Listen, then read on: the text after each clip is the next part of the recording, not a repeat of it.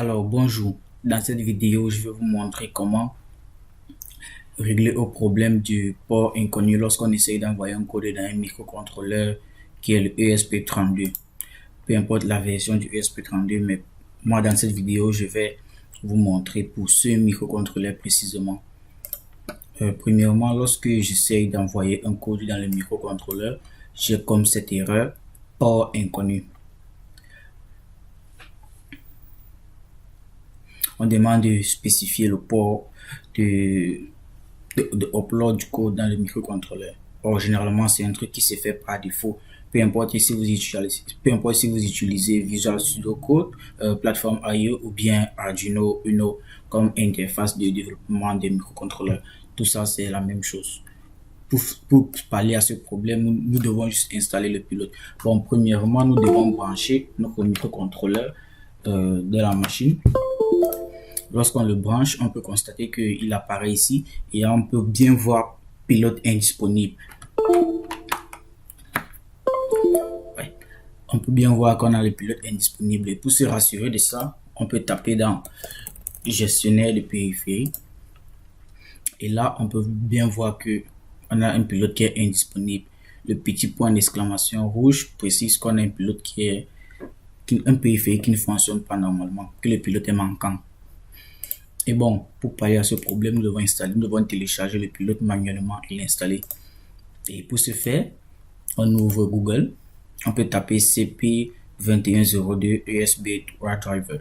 Ou bien, si vous n'utilisez pas le 2102, vous pouvez taper juste le nom qui apparaît et mettre driver à côté. Maintenant, ici, on a dans ce site syllabs.com, on peut télécharger les pilotes de toutes les versions du CP210X, c'est-à-dire sur 2102, 03, 05, tu peux toujours le télécharger. Ce pilote il va fonctionner avec. Et là, une fois que tu entres, passe sur la version download. Ici, on peut expliquer ce que c'est. Et là, la version download, ici, on a les versions des pilotes en fonction des systèmes d'exploitation. Ici, on a pour Mac OS, on a pour Windows. Et ce qui nous intéresse, c'est la version universelle, c'est-à-dire la version 11.0. Une fois que tu cliques, tu as comme un zip qui est téléchargé.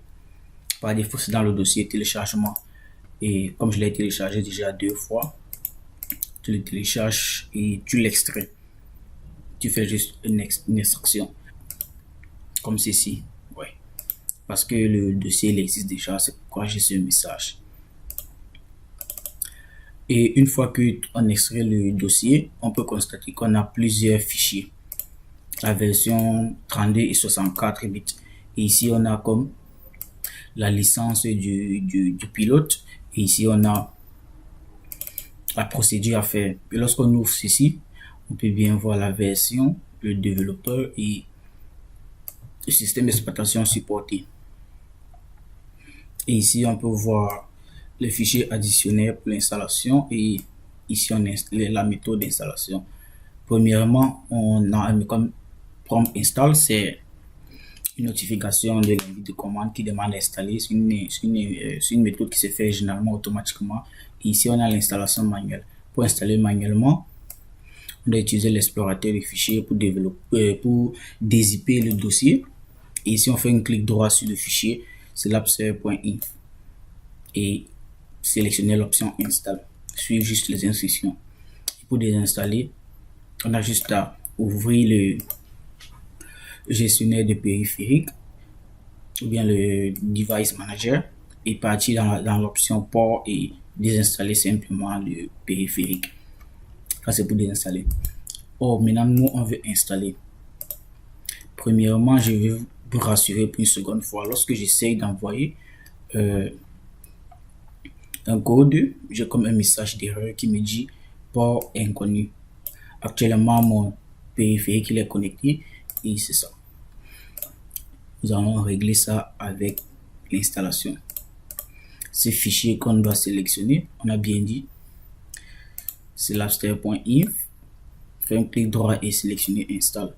Ce fichier, clic droit et sélectionner install.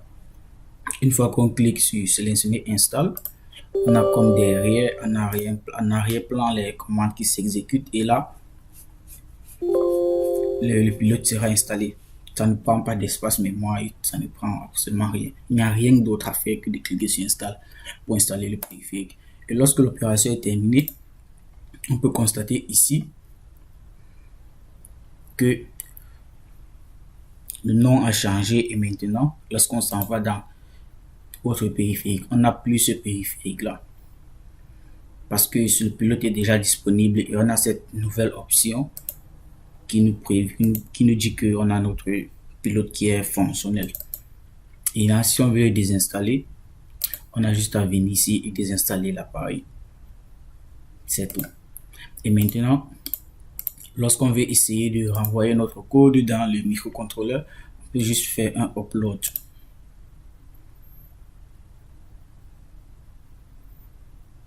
Et de là, on a comme un message de reconnecting.